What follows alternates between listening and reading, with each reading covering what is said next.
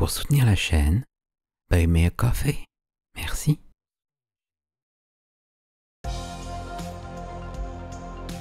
Les portes de la création.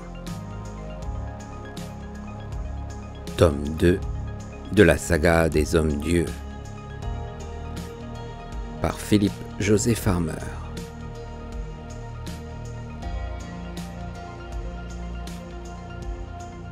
Chapitre 1. Jadis, il y avait de cela des milliers d'années, les seigneurs avaient eu recours à l'électronique, l'hypnotisme et la psychopharmacologie pour s'affranchir des servitudes du sommeil. Jour et nuit, mois après mois, ils gardaient une forme physique absolue, un regard éternellement frais, jusqu'au jour où leur psychisme s'était effondré. Hallucinations, fureur démentielle, angoisse irraisonnée les avaient assaillis. Certains avaient à jamais sombré dans la folie, d'autres avaient dû être supprimés ou emprisonnés. C'est alors que les seigneurs s'étaient aperçus que même eux, les faiseurs d'univers, possesseurs d'une science qui leur conférait presque le statut de Dieu, avaient besoin du rêve. Leur inconscient, faute de pouvoir communiquer pendant le sommeil avec leur conscient, s'était rebellé. Son arme était la folie. C'est pourquoi maintenant, tous les seigneurs dormaient et faisaient des rêves. Robert Wolfe, jadis appelé Jadawin, seigneur du monde aux nombreux niveaux, un univers construit en forme de tour de Babel, faisait un rêve. Il rêvait qu'une étoile à 6 branches avait pénétré dans sa chambre par une fenêtre ouverte. Tournoyante, elle flotta jusqu'au pied de son lit, au-dessus duquel elle s'immobilisa. C'était un Pandougalous, un antique symbole de la religion à laquelle les seigneurs avaient cessé de croire. En son centre brillait une lueur blanche. De chacune de ces 6 branches irradiait un rayon de couleurs différentes, rouge, orangé, azur, mauve, noir et jaune. Le cœur de l'étoile palpitait comme un soleil, et les rayons, tels des dards acérés, brûlaient ses paupières fermées. « Que me veux-tu » s'écria Wolfe. Il savait qu'il rêvait. Le symbole était un danger. Même les ombres qui se dessinaient entre ses branches étaient lourdes de significations funestes. Wolfe savait que l'étoile était envoyée par son père, Urizen, qu'il n'avait pas vu depuis 2000 ans. « Jadawin » c'était une voix silencieuse. Les 6 rayons s'enroulaient, s'entortillaient comme des tentacules vivants pour former des arabesques de feu. Wolfe reconnut l'antique alphabet des seigneurs. Il vit les mots flamboyer devant lui, mais il comprit leur signification moins visuellement qu'à travers la voix qui s'adressait à lui. Une voix profonde, si profonde qu'elle faisait trembler tout son être et semblait vouloir s'emparer de lui pour le transformer en d'horribles motifs de lumière cauchemardesque. « Réveille-toi, Jadawin !» lui disait la voix de son père, et en entendant ces mots, il sut que le flamboyant Pandougalous n'était pas seulement dans sa tête, mais qu'il avait une existence réelle. Il ouvrit les yeux et fixa la voûte lumineuse au-dessus de son lit. Elle émettait de faibles pulsations teintées de rouge, de noir, de jaune et de vert. Il tendit la main pour toucher Chryséis, sa femme, mais sa place à côté de lui était vide. Il se redressa alors et la chercha du regard, mais elle n'était pas dans la pièce. Il cria « Chryséis !» puis aperçut l'objet multicolore à 6 branches qui flottait à 2 mètres du pied de son lit, non plus en lettres de feu mais en paroles sonores, et la voix de son père en sortit. « Jadawin, mon fils, mon ennemi, ne cherche pas la créature inférieure que tu t'es donnée pour compagne. Elle est partie et ne reviendra pas. » Wolfe sauta à bas de son lit. Comment cette chose avait-elle pu entrer dans sa citadelle prétendument inexpugnable? Bien avant qu'elle ait atteint cette chambre, située au centre du palais, des sonneries d'alarme auraient dû le réveiller, des portes massives auraient dû retomber partout dans l'énorme édifice, des lasers auraient dû être activés à l'entrée des corridors, prêts à faucher au passage d'éventuels assaillants. 100 pièges différents auraient dû fonctionner. Le Pandougalous aurait dû être tailladé, déchiqueté, calciné, broyé, désintégré, noyé. Mais pas une seule ampoule ne s'était allumée au grand mur qui faisait face à son lit, un mur apparemment couvert d'inoffensives arabesques décoratives, mais qui était en réalité le centre de contrôle de tout le système d'alarme du palais. Le panneau émettait une douce fluorescence, comme s'il n'y avait aucune présence indésirable à 1 million de kilomètres à la ronde.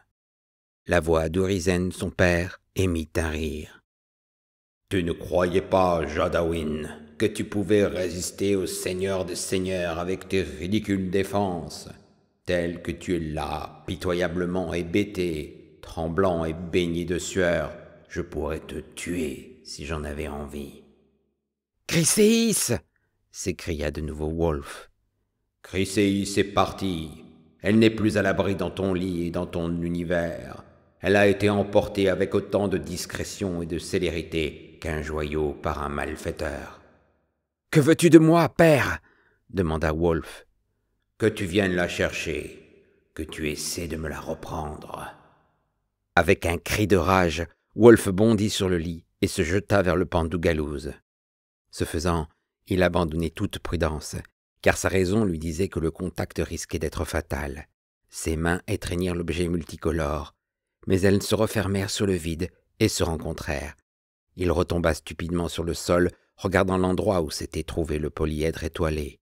Au moment où ses mains l'avaient approché, l'objet avait disparu. Peut-être, après tout, n'avait-il pas eu de réalité physique? Peut-être n'était-ce rien d'autre qu'une projection mentale, mais Wolf ne croyait pas beaucoup à cette explication. Plus vraisemblablement, il s'agissait de quelque configuration d'énergie, de champs artificiellement assemblés et contrôlés à distance. L'émetteur pouvait aussi bien se trouver dans l'univers voisin que séparé du sien par 1 million de portes. La distance ne comptait pas. Ce qui importait, c'était qu'Urizen avait franchi impunément les murs de son univers privé et qu'il avait emporté Chryséis. Wolf savait que son père ne se manifesterait plus. Il ne possédait aucune indication sur l'endroit où se trouvait Chryséis, ni sur le sort qui lui était réservé, mais il n'ignorait pas ce qu'il avait à faire. Avant tout, il fallait découvrir l'emplacement du cosmos secret de son père, puis il devrait localiser la porte qui donnait accès à cet univers privé. Dès qu'il aurait franchi cette porte, il aurait à déjouer les pièges qu'Urizen ne manquerait pas de semer sur son passage. S'il sortait victorieux de cette épreuve, et la chose était peu probable, il lui resterait à découvrir Urizen et à le tuer. C'était la seule manière de sauver Chryséis. Tel était le sport auquel les seigneurs s'adonnaient depuis des millénaires. Wolf lui-même, en tant que Jadawin, 7e fils d'Urizen, avait survécu à 10 000 années de ce passe-temps funeste. À la vérité, il s'était surtout maintenu en vie en se contentant de rester chez lui. Contrairement à la plupart des autres seigneurs, il ne s'était pas lassé de ce qu'il avait créé. Il en avait joui, cruellement, et il le reconnaissait maintenant. Non seulement il avait exploité à des fins égoïstes les créatures de son univers, mais il avait établi des défenses grâce auxquelles maints seigneurs rivaux, hommes ou femmes, parfois même ses propres frères et sœurs, avaient été capturés et tués dans de lentes et effroyables souffrances. Non pas qu'il éprouvât le moindre remords vis-à-vis des seigneurs qu'il avait torturés, ils avaient pris leurs responsabilités en venant le défier chez lui, et s'ils avaient gagné, Wolf ne doutait pas qu'il lui aurait réservé un sort pire que la mort. Mais il regrettait avec sincérité tout le mal qu'il avait fait aux innocents habitants de ce monde. Puis, un seigneur, Vanax, avait réussi à l'envoyer par traîtrise sur un autre univers, la Terre, non sans être obligé d'accomplir avec lui le voyage forcé. Un 3e seigneur, Arvour, en avait profité pour intervenir et s'approprier le monde de Jadawin. Isolé sur une planète inconnue, dépossédé, désarmé, incapable de supporter l'idée qu'il ne pourrait plus regagner son univers, Jadawin s'était réfugié dans une amnésie totale. Adopté par un habitant du Kentucky, il avait pris le nom de Robert Wolf. Après une vie terrestre paisible caractérisée par une attirance et une facilité mystérieuse pour l'étude des langues anciennes, il avait par hasard découvert une porte donnant sur l'univers qu'il avait créé 10 000 ans auparavant. Au cours d'une série d'aventures qui le conduisirent du niveau le plus bas de cet univers en forme de tour de Babel au palais de l'usurpateur Arvour, situé au sommet, Il avait rencontré Chryséis, une de ses semi-créations, dont il était tombé amoureux. Puis, il avait retrouvé son statut de seigneur, non sans rester marqué par son séjour sur la terre. Jadawin était devenu humain. Ses larmes, provoquées par l'angoisse où le plongeait la perte de Chryséis, prouvaient qu'il n'était plus le même. Aucun seigneur n'était capable de verser des larmes pour une autre créature vivante, bien que l'on rapportât qu'Orizen avait une fois pleuré de joie en capturant 2 de ses fils plusieurs milliers d'années auparavant.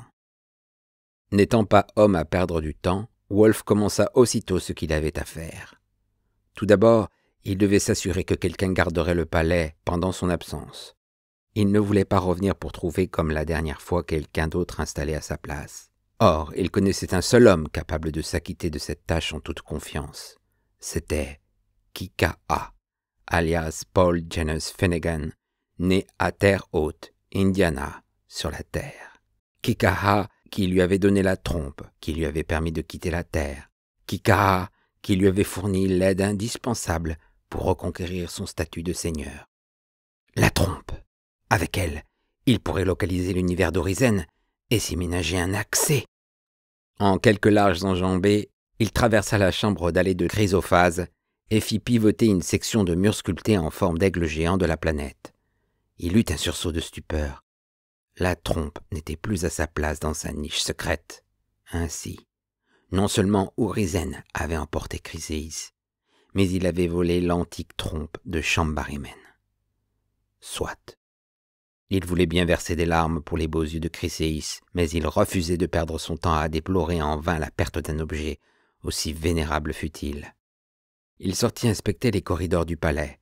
Aucun dispositif d'alarme n'avait fonctionné. Tout dormait, comme si la journée qui s'annonçait devait être aussi calme et sereine que toutes celles qui avaient suivi son retour au toit du monde.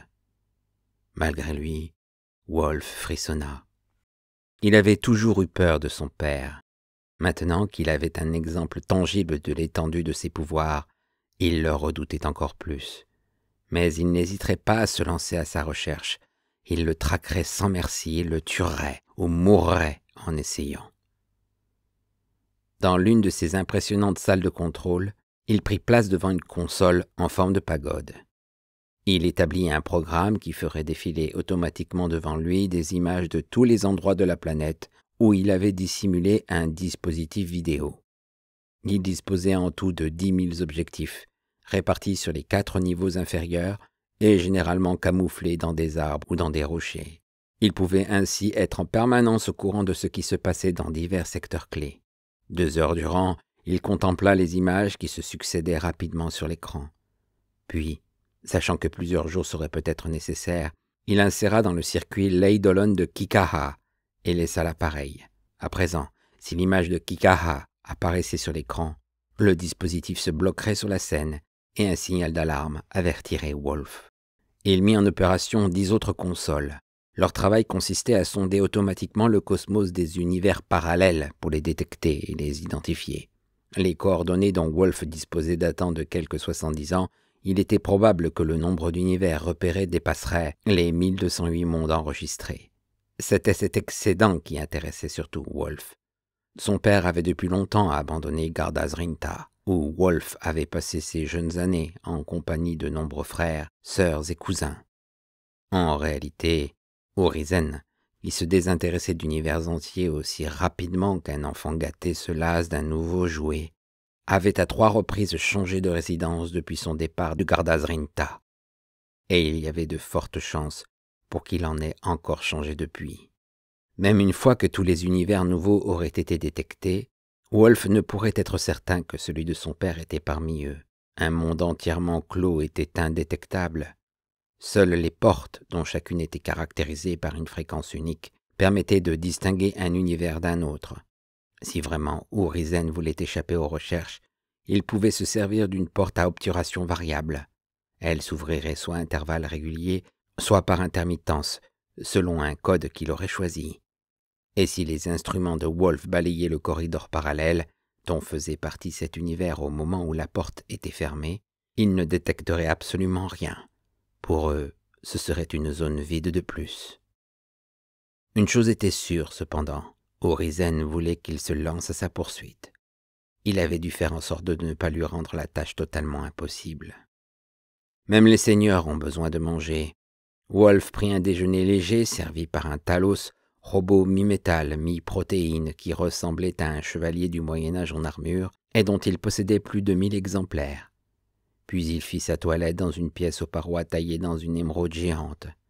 Il revêtit un ensemble de coton à côte couleur de grive, mocassins souples, pantalons étroits, polo à col ouvert relevé en arrière, le tout agrémenté seulement d'une large ceinture de cuir de mammouth et d'une chaîne d'or autour du cou. Au bout de la chaîne pendait un jade rouge représentant Shambarimene qui lui avait été offert à l'âge de 10 ans par le maître artiste et artificier des seigneurs. Lorsqu'il était au palais, Wolf s'habillait simplement, ou même pas du tout. En de rares occasions, lorsqu'il devait se rendre dans les niveaux inférieurs pour assister à quelques cérémonies solennelles, il portait l'un des somptueux costumes d'apparat des seigneurs, caractérisés par leur coiffure compliquée. Le reste du temps, il se déplaçait toujours incognito et se conformait en matière d'habillement, ou de non-habillement, aux usages de l'endroit où il se trouvait. Quittant les murs du palais, il se dirigea vers l'un des nombreux jardins suspendus du toit du monde. Il lui vit fait de trouver, perché sur un arbre, un œil du Seigneur. C'était un énorme corbeau, survivant du massacre à l'issue duquel Wolf et ses alliés avaient reconquis le palais. Maintenant que l'usurpateur Arvor était mort, les corbeaux avaient transféré leur loyauté à Wolf. Il ordonna à l'œil du Seigneur de partir immédiatement à la recherche de Kikaha. Il alerterait tous les autres corbeaux et aussi les aigles de peau d'arge. Kikaha était requis d'urgence au palais. Au cas où il recevrait le message mais arriverait au palais après le départ de Wolf, il devrait assumer provisoirement les fonctions de seigneur. Au bout d'un laps de temps raisonnable, si Wolf n'était toujours pas de retour, Kikaha serait libre d'agir à sa guise. Il savait qu'alors Kikaha ferait tout pour retrouver sa trace et qu'il était vain de vouloir l'en empêcher. Le corbeau prit son vol, heureux d'avoir une mission à remplir. Wolf retourna au palais. Les écrans témoins recherchaient toujours inlassablement l'image de Kikaha, mais les chercheurs d'univers, qui n'avaient besoin que de quelques microsecondes pour repérer et identifier une porte, avaient balayé la totalité des mondes et en étaient déjà à leur 6e passage. Il les laissa continuer pour le cas où certaines portes auraient été à déclenchement variable. Le résultat des 5 premiers passages était là, dûment transcrit sur un rouleau dans la langue des anciens seigneurs. 35 univers nouveaux avaient été décelés. Sur ce nombre, un seul possédait une porte unique. Wolf s'en fit projeter l'image spectrale. C'était une étoile à 6 branches, au cœur rouge cette fois-ci, et non blanc, comme précédemment, rouge en signe de danger. Il sut qu'il avait trouvé ce qu'il cherchait aussi clairement que si Urizen lui avait parlé en lettres de feu. « Je suis là, viens me chercher si tu en es capable. » Il se représenta le visage de son père, ses traits d'épervier racés aux prunelles étincelantes comme du diamant noir. Les seigneurs n'avaient pas d'âge, leur corps conservait l'apparence de sa 25e année. Pourtant, les passions étaient plus fortes que toute l'antique science des seigneurs. Aidées de leur puissant allié, le temps, elles accomplissaient sur la chair un lent et patient travail d'érosion. La dernière fois qu'il avait vu son père, des rides de haine s'inscrivaient sur son visage.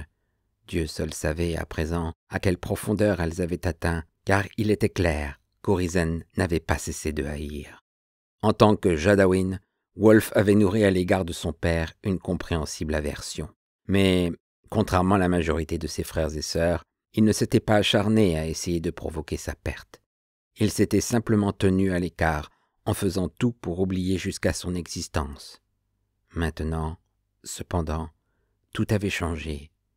Il l'exécrait pour ce qu'il avait fait à l'innocente Chryséis, et il avait pris la froide détermination de le tuer comme un chien à la première occasion. Fabriquer une porte, dont l'image fréquence reproduirait exactement celle du Pandougalous apparu sur l'écran, était relativement un jeu pour ces machines. Au bout de 24 heures, la réplique était là, prête à lui ouvrir l'accès de l'univers d'Urizen. Kikaha n'était toujours pas en vue sur ses écrans chercheurs. Cela ne signifiait pas que l'insaisissable gaillard avait quitté la planète. Elle possédait une surface habitable supérieure à celle de la Terre, et Kika pouvait encore se trouver en 1000 endroits différents, en dehors du champ de vision des chercheurs électroniques. Dans ces conditions, sa découverte risquait fort de se faire attendre longtemps. Wolf décida de ne pas perdre davantage de temps. La réplique à peine terminée, il fit un repas léger et but longuement, car il ne savait pas ce qu'il attendait de l'autre côté de la porte. Il s'arma d'un vibreur, d'un poignard, d'un arc et d'un carquois de flèches. Ces armes primitives, plus efficaces parfois que les vastes moyens technologiques dont il disposait par ailleurs, n'étaient pas le moindre paradoxe de la vie que menaient les seigneurs et des conditions dans lesquelles ils étaient souvent amenés à opérer. Mais Wolf ne se faisait pas d'illusions. Il connaissait trop la nature des pièges mortels qui allaient lui être tendus pour espérer avoir le temps d'utiliser ses armes. Maintenant, se dit-il, il est temps de passer à l'action. Inutile d'attendre plus longtemps. Et il traversa la réplique du Pandu Gallows. Une tornade hurlante s'empara de lui. Des ténèbres aveugles l'environnaient. Il se sentit écartelé par des mains géantes, tout cela l'espace d'un étourdissant éclair. Il avait de l'herbe à ses pieds. Au loin se découpait une végétation géante contre le rouge du ciel. Derrière lui était la mer, bleue. Le ciel était uniformément lumineux, sans qu'aucun soleil fût visible.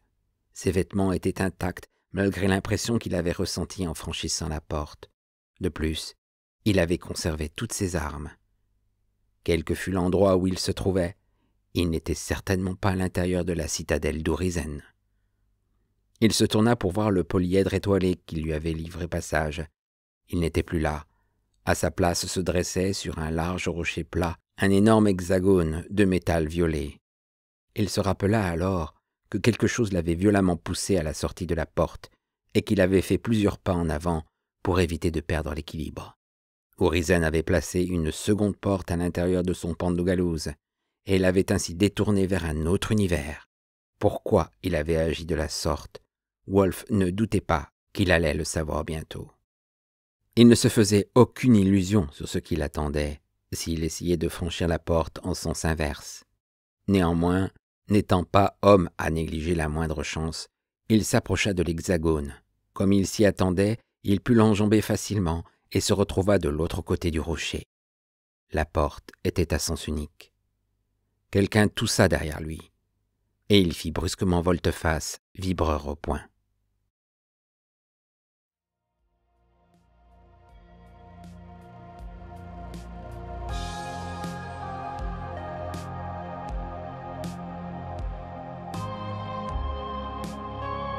C'était Les Portes de la Création, tome 2 de la saga des Hommes-Dieux, par Philip Joseph Armer. Chapitre 1.